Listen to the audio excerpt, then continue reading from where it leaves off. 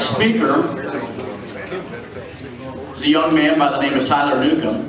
And for those of you who are some of the older researchers, I think Tyler is carrying on his father's legacy. And I made the mistake last night. I asked him, I said, when did his father pass? Well, his father's still alive. So. But at the same time, he has a wonderful book out, and we're going to get him up here to give you some information about his father and the legacy that he's carrying on. So would you please welcome Tyler Newcomb.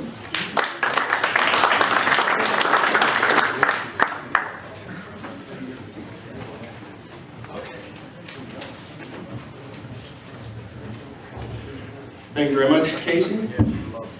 Morning, everybody. Good morning. My father and I share the same name. I have Curse. I go by the middle name, Tyler.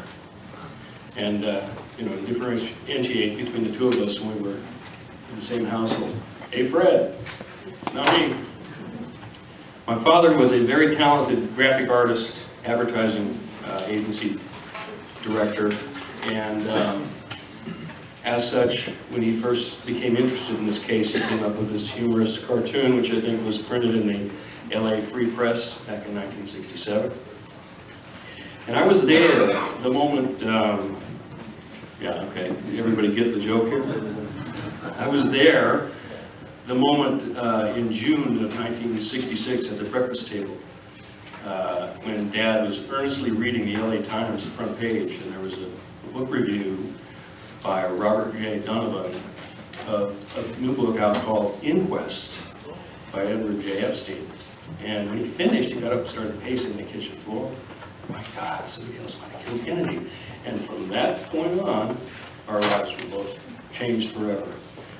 It began in 66, and eventually, next slide, it culminated in the writing of a manuscript that I understand, this is the updated one. I don't have a picture of the original manuscript, but it was on eBay recently for $4,000 because only 110 of them were ever printed, and they were explicitly stamped not for sale, for law enforcement only, or other investigative bodies. And the copy that was for sale was Senator Russell Long's copy signed by him. And apparently, the conservatives loved my father's book, and the liberals hated it. For some reason, Barry Goldwater gave a glowing review of it, and Jesse Helms. And to my father's consternation, being on the far left, he didn't like it, but he'll take it. And Dad developed a relationship with a muckraking newspaper publisher of a newspaper called Probe in Santa Barbara, and he and Perry Adams, political scientist and a librarian, joined forces to eventually take the articles that they wrote and put it into book form, and that is what became Murder from Within. So I'm going to give a brief overview of the first two chapters of Murder from Within. Next slide.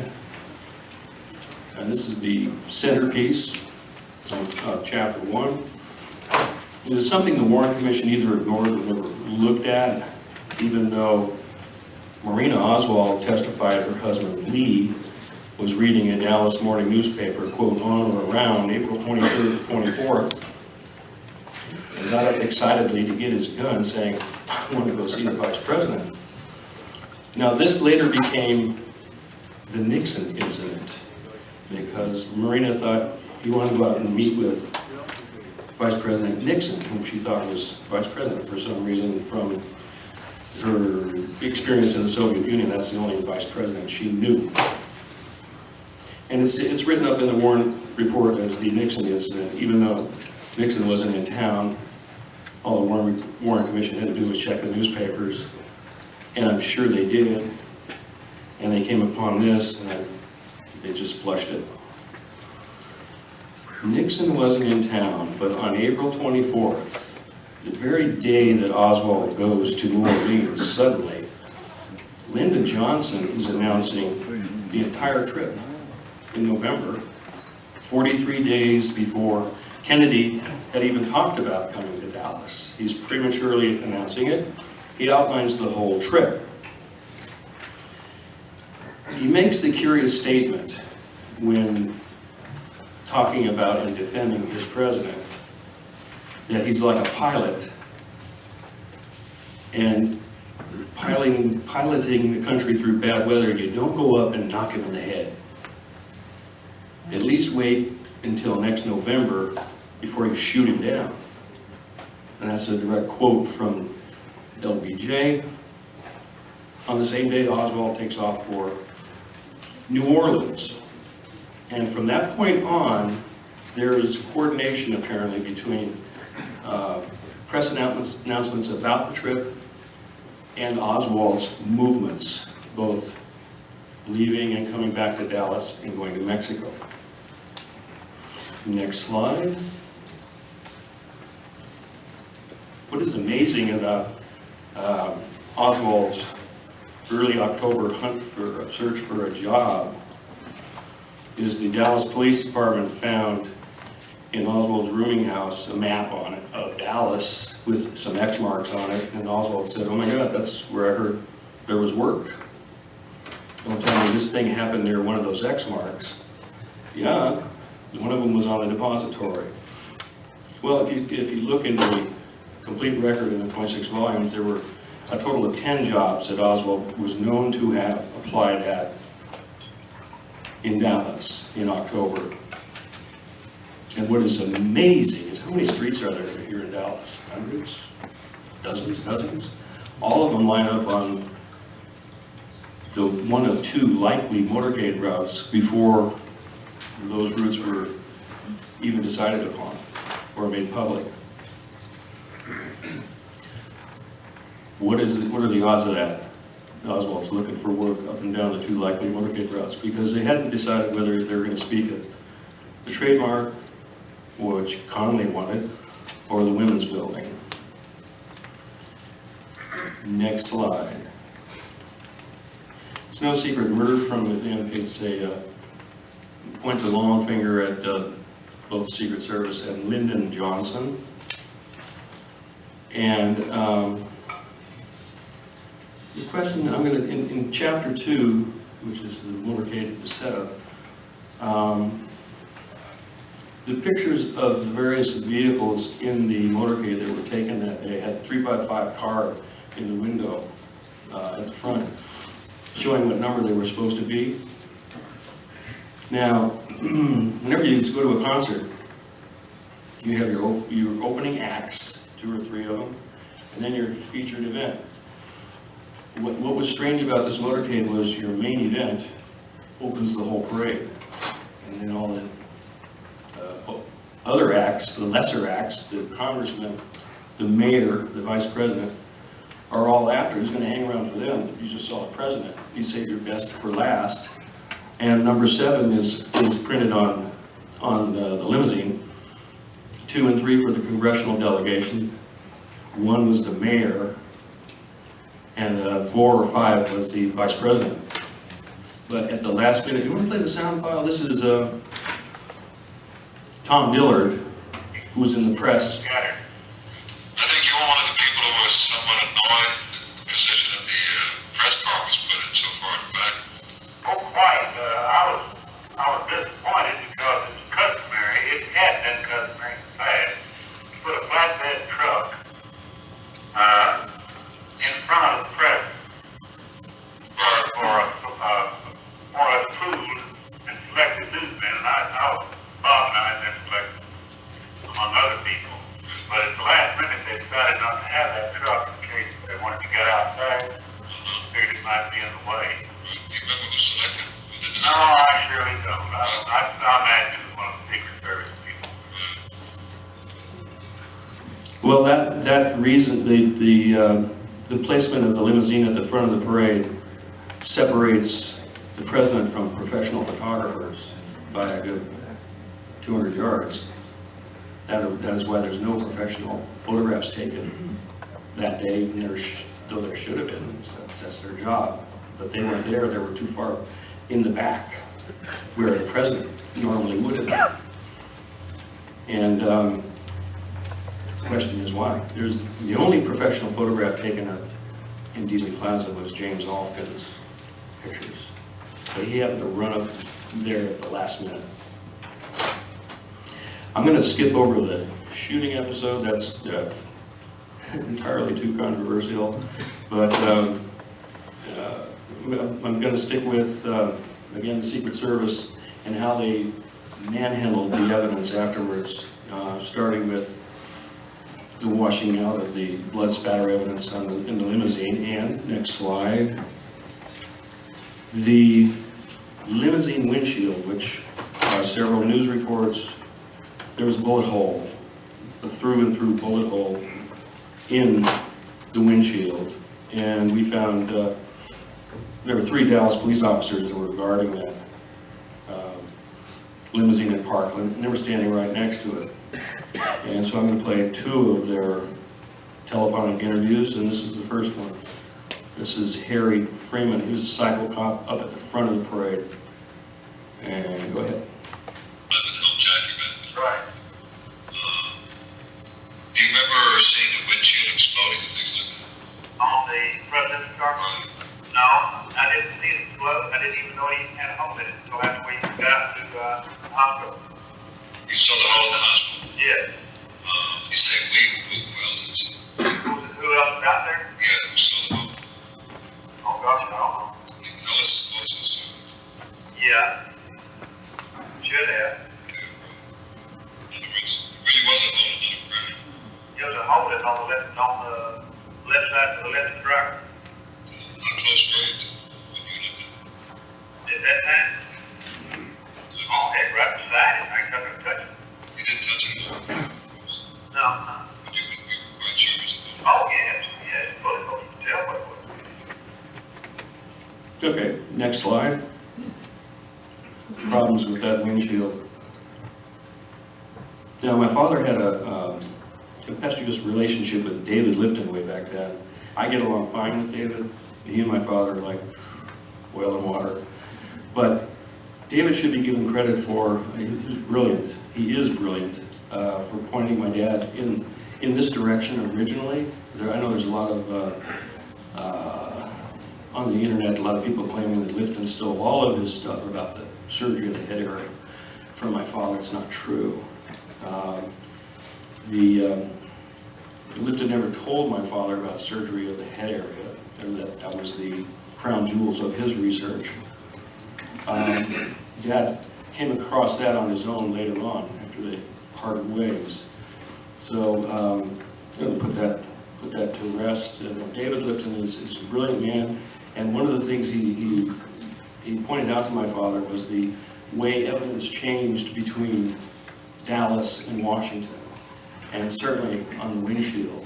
This is a problem because one commission brought it out into 2 different times where it was just a crack and there was smooth on one side and rough on the outside, and then it turned out that safety glass, it should be vice versa. And Roy Kellerman got caught saying, "Gee, it feels rather smooth today," and it's almost comical.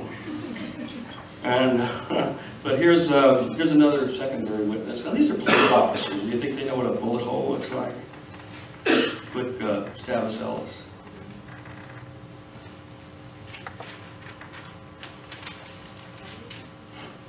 Did you get a look at the car though, once it got to the hospital?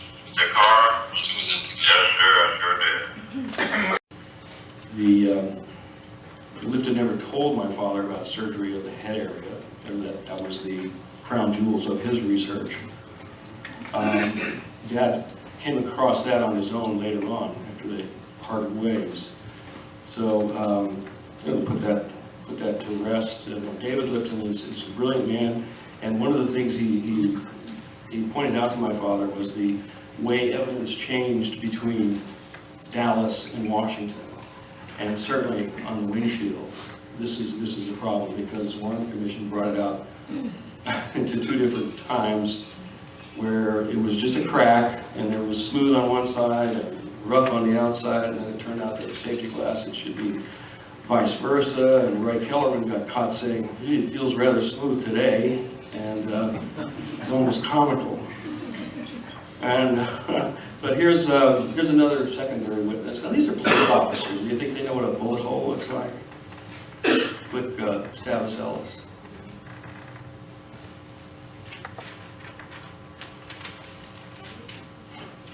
Did you get a look at the car though, once it got to the hospital? The car? Once it was empty? Yes, sir, I sure did. It was a mass of blood and backseat and a piece of skull bone.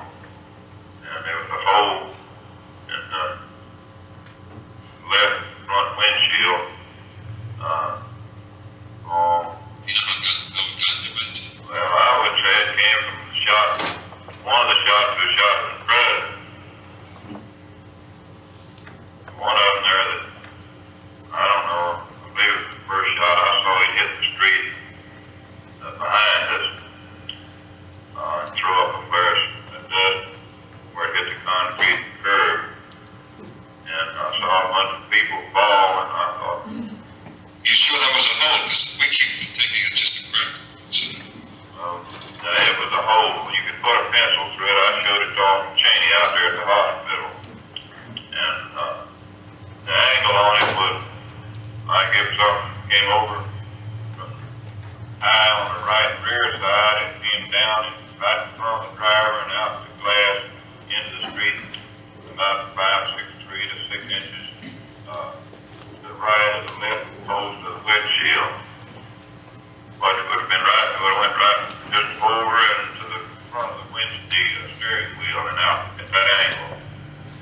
The trajectory of that hole in the building and the place where it hit the tree would have been just exactly right. I showed it to Cheney at the hospital. You could take a regular standard writing pencil, wood pencil, and stick through there about that size. And like there's where that first one went. He said, "I'm Secret Service Agent Rumpus. That's no bullet hole. That's a fragment. It wasn't a damn fragment. It's a hole." Yeah. Well, also in that same interview, Ellis says that the back of Parkland Hospital was being run like a police state by the Secret Service. They were cussing out little boys with cameras and busting them open and throwing the film away. Next slide. The whole book can be boiled down to this wonderful graphic. My father's a great graphic artist and a photographer and an award-winning advertising art director. One of the ads that he did that won an award in the LA Times was an ad for Spansion Sportswear, in which the head of Nikita Khrushchev was placed on the body of a wrestler in Spansion Sportswear. It was very eye-catching. There he is, Nikita Khrushchev, and he got away with it. Khrushchev never sued him. But I'll never forget that. But then when my father, his first research into this case started out with the Oswald backyard photos. Some of you might have seen that. Eventually Jack White carried forward with the whole thing. It was my father who did the original research into that. My father looked at that shot of Oswald on the cover of Life and said, "Golly, someone else knows how to do what I know how to do." Yeah. So this is the whole thing that boils down. It's very simplistic theory that the evidence was all seen first by the Secret Service. They had control of it, all of it, except for the rifle and the 3 shells, which, according to my dad's theory, were just props that were planted there. And I'm going to go on now to something that I discovered personally in the past few years. Some of you may be aware of the document posted on the ARRV Medical Files site at History Matters.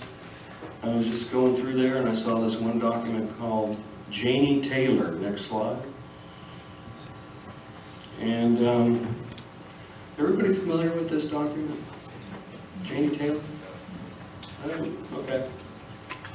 Well, in about 1995, someone at the ARRV, David Montague, interviewed a woman who worked across the street from Bethesda in the marine biological lab.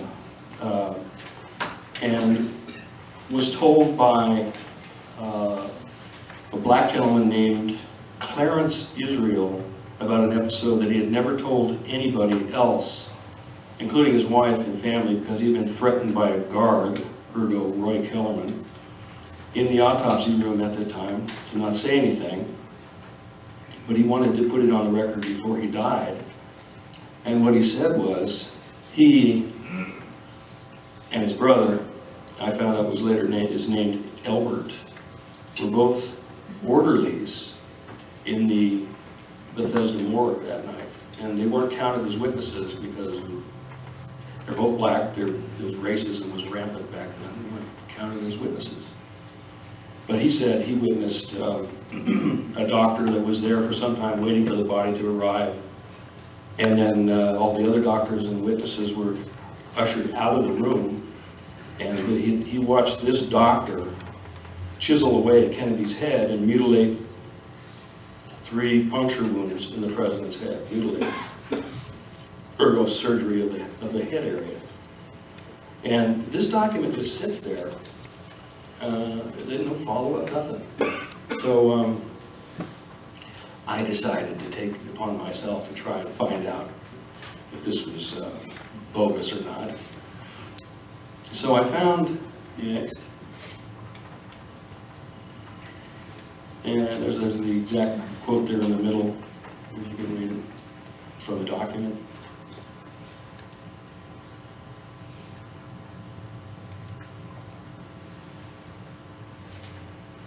Next slide. It wasn't too hard to find out who Clarence and Elbert Israel were.